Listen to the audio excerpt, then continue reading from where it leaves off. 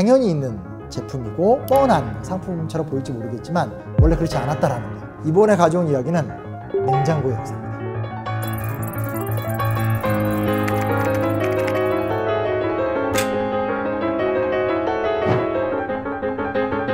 애초에 처음부터 시장이 존재하는 건 없습니다.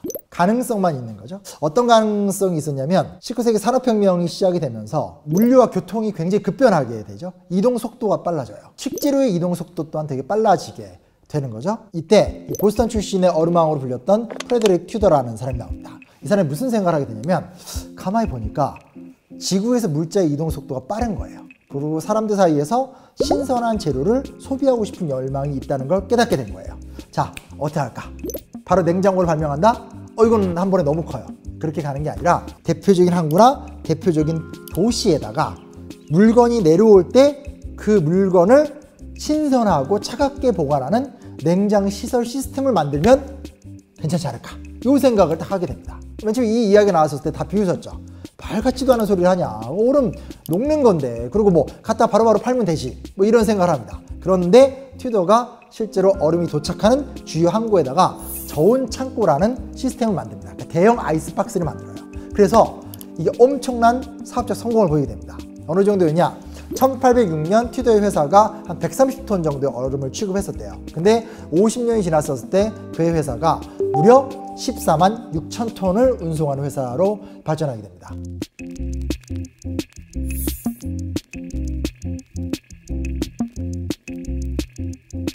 냉장 시설이 갖고 있는 사업적 가능성이 일부 확인이 된 거예요. 즉 시장이 기초적으로 형성되기 시작을 하게 된 거죠. 근데 재밌는 게 뭐냐면 이런 건 지금 우리 입장에서는 참 감이 안 오는 건데 얼음도 생산을 했다라는 거예요. 얼음도 작물처럼 재배를 하는 거예요. 우리가 농사를 지을 때도 일단 좋은 땅이 있어야 되고 좋은 땅에서 농사를 이렇게 짓잖아요. 잘 그런 것처럼 예를 들면 핀란드라든지 노르웨이라든지 같은 미국이더라도 그 미국 내에서 주요 지역들이 있어요. 그 지역이 첫째 물이 맑을 것, 두 번째는 얼을 때 균질하게 잘 얼려야 돼요. 차가움에 대한 기대가 높아지니까 주요 지역에서 그런 식으로 어떤 그 얼음 명품 지역이 있는 거예요. 그래서 정확한 규격으로 얼음을 다 썰어가지고 이렇게 옮기면서 각 항구로 들어와서 하게 되는 건데 얼음의 보급이 아주 활발하게 되니까 얼음 인플레이션 현상 같은 것도 일어나요. 얼음 기금 현상도 일어나게 되고 대표적인 게 1860년에 미국에서 남북전쟁이 일어났어요. 전쟁이 일어나니까 당연히 유통체계가 붕괴가 될 수밖에 없어요. 그 전까지 사람들이 얼음을 활용하고 얼음을 이용해서 여러 가지 활동들을 했었는데 얼음 공급이 안 되는 거예요. 그래서 이제 난리가 났던 적도 있었고 지금 같은 기후온난화는 아니지만 기온이 전년도 대비 갑자기 좀 더워지는 해들이 있죠. 그렇게 되면서 이제 얼음이 작년에는 A 호수에 얼음이 꽉 차서 몇만 톤씩 이렇게 만들었었는데 올해는 얼음이 없어. 이러면서 이제 유통체계가 망가지는 경우도 있고.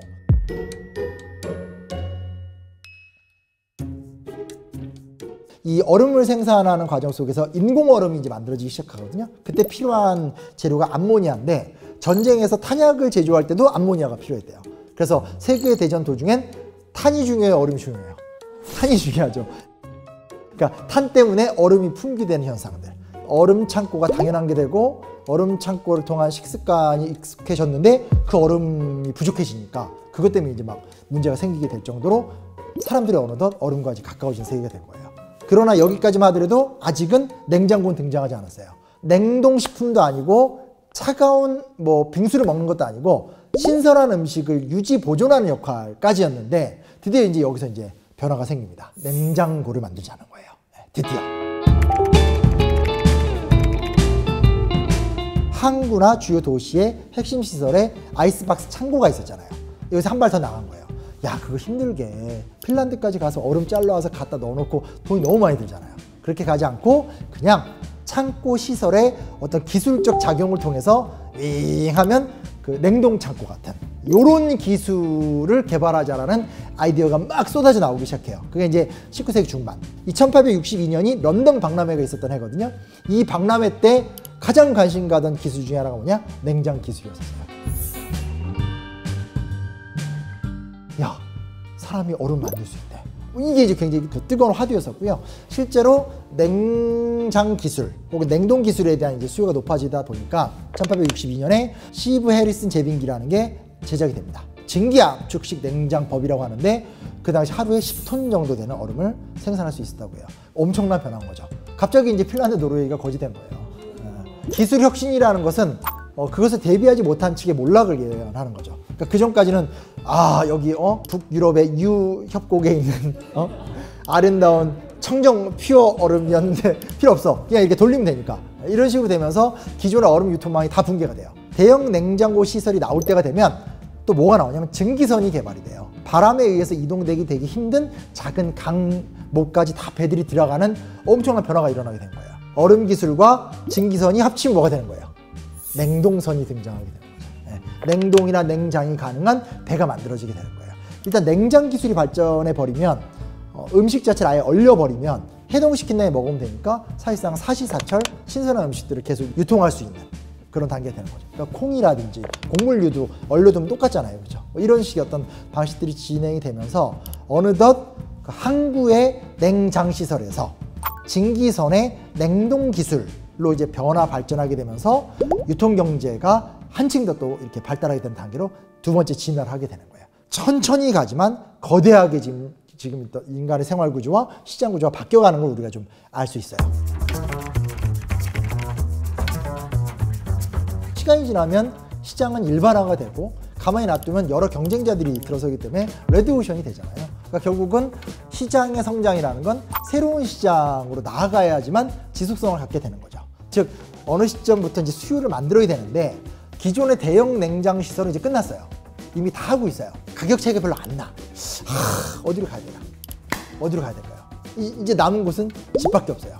집집마다 각자 다 냉장고를 갖고 있다면 미국 가정만 하더라도 인구가 1억인데 냉장고를 1억대를 팔 수 있잖아요. 근데 지금 제가 이 이야기를 할 때는 여러분은 집 안에 냉장고를 생각하지만 그건 아니었어요. 이때 말하는 냉장고 뭐냐면 그 당시에는 저택이 있고 저택 옆에 창고가 있었어요. 창고에서 음식물을 관리했었어요. 거기에 냉장고를 넣는 걸 얘기했던 거예요. 근데 이제 문제는 뭐냐면 냉장고가 갖고 있는 가장 큰 단점, 냉장이라는 것을 돌려야 되는 데 있어서 그 당시에는 기계 자체가 굉장히 컸고 두 번째는 그 기계의 소음이 컸어요. 그러니까 이게 집으로 오면 너무 시끄러운 거야. 하루 종일 한다고 생각해봐요. 그래서 이제 뭔가 그 작은 냉장고를 만들어야 된다 하면서 여러 사람들이 도전이 있었어요. 작게 만들어야 되니까 수공업 제품인 거예요. 완전히 숙련된 그 기술자들이 모여서 주문 받아서 매사추세츠주의 무슨 통에 메리 여사의 냉장고 하나. 이게 너무 시간도 오래 걸리고 그 당시 한 20세기 초반 가격으로 1913년 이때 한 $900 정도에 팔렸대요. 근데 $900 하면 이제 감이 없는데 그 당시 이제 포드 자동차 알죠? 헨리가 만든 T라고 하는 영화에 엄청 나오는 그 자동차의 2배. 자동차 자체도 그때 신기술이잖아요. 그래서 마차를 타고 다니다가 자동차 타고 다니면서 부의 상징인 건데 그때 자동차보다 그 냉장고가 가격이 2배 이상. 왜냐면 수공업 시스템이었었기 때문에. 그래서 이게 생각보다 진척이 좀 잘 안 되고 있었던 상황이었다고 해요. 근데 그러다가 여기서 중요한 회사가 하나 등장합니다. 제너럴 일렉트릭. 얼마 전만 해도 이 GE 하면 이제 가전제품의 명성 회사였었죠. 그래서 그때 이 문제, 이 비싼 가격과 수공업 시스템을 어떻게 바꿀 것인가를 두고 제너럴 일렉트릭 GE사에서 이제 몇몇 인재들을 파견해서 조사를 시킵니다. 무려 5개월 동안 554쪽에 달하는 보고서를 발표합니다.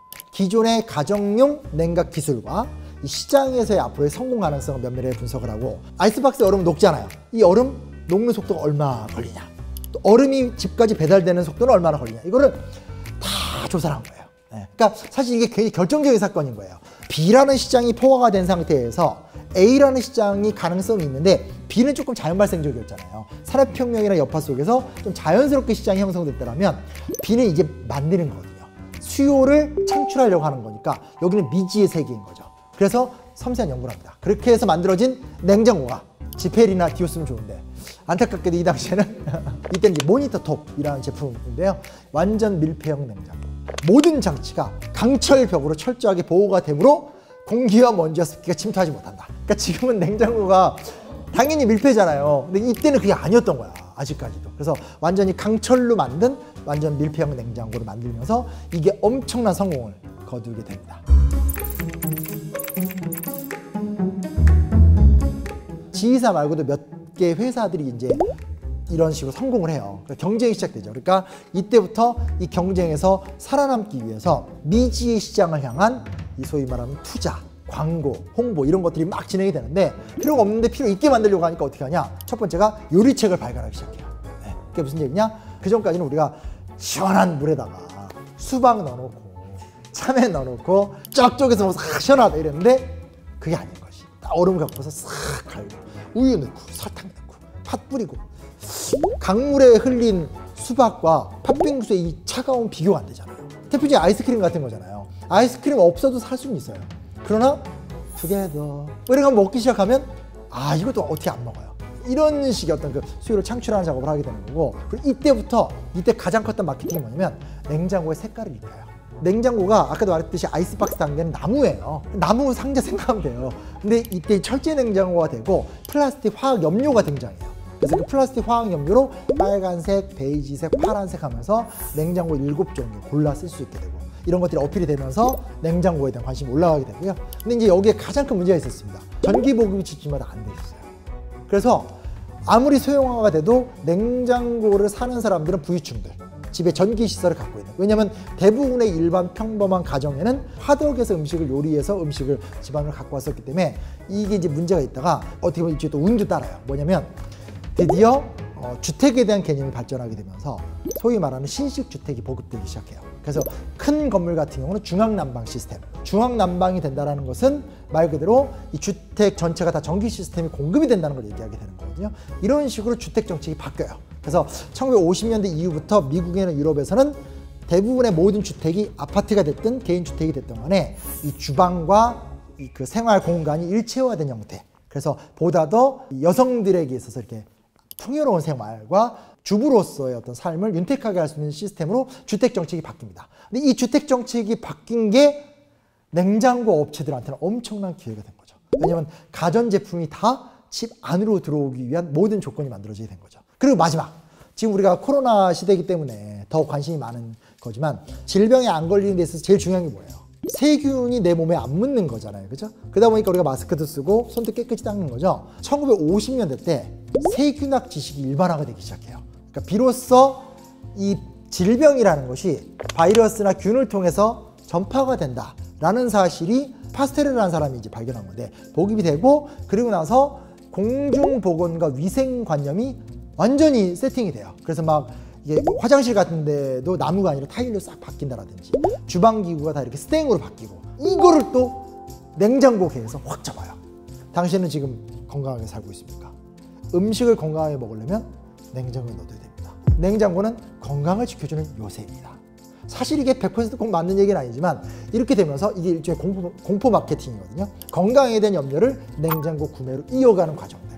이런 과정이 지금 한 100년 이상의 시간들을 거치면서 하나의 수요가 탄생하기까지, 다음에 그 수요를 일반화시키기까지 사실은 냉장고 업계가 얼마나 치열한 도전을 해가면서 시장을 창출하고 없는 시장을 만들어내면서 인간의 일상을 뒤바꿨는지를 좀 생각해 본다면,